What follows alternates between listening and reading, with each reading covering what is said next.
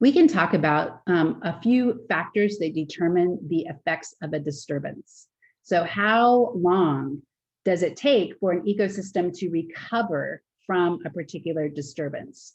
And so one factor is referred to as spatial scale.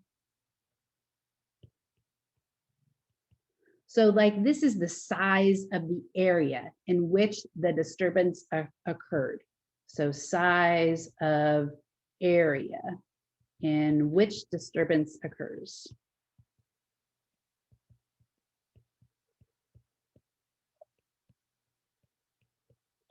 So is it just a few trees that blow down?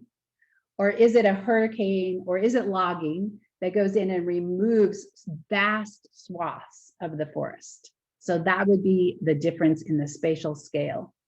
There is a diagram that shows some of the spatial scales and how they affect recovery time. So a lightning strike or a tree fall is a small spatial scale, and recovery time doesn't take that long. It might take 10 years for that ecosystem underneath that tree fall area to go back to what is considered to be normal for that ecosystem.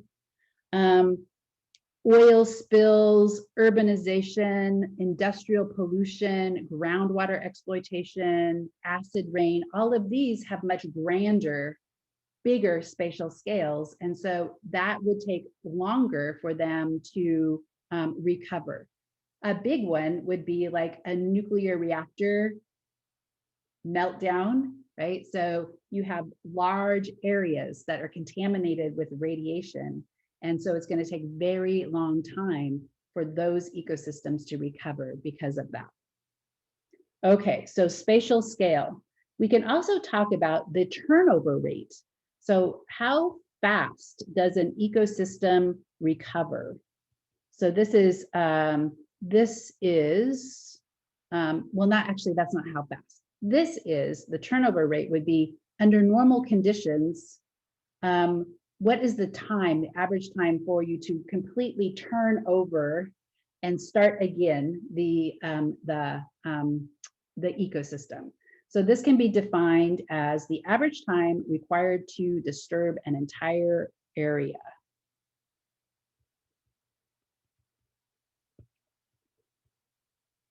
Required to disturb an entire area.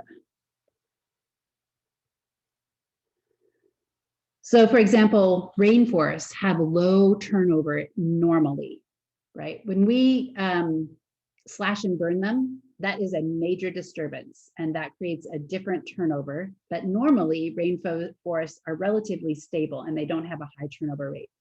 Now, some areas like chaparrals, where we have grasslands and then we also have some bushes, those tend to have a higher turnover rate because of fire. Fire frequently goes through those.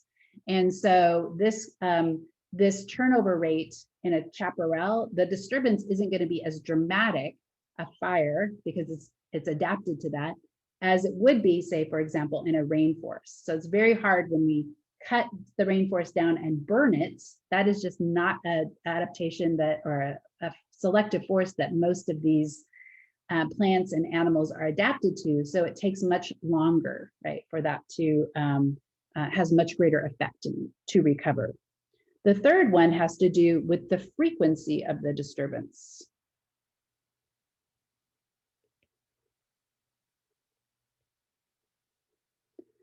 So how often does this disturbance occur? So again, just like with the turnover rate, when we talk about the frequency, if the frequency is high, if the disturbance happens regularly, like if you talk about regular storms that come in and clear off an island, then that would be high frequency. And then that doesn't tend to have as much of a dramatic effect on the ecosystem because the animals and the plants are adapted to that particular type of disturbance.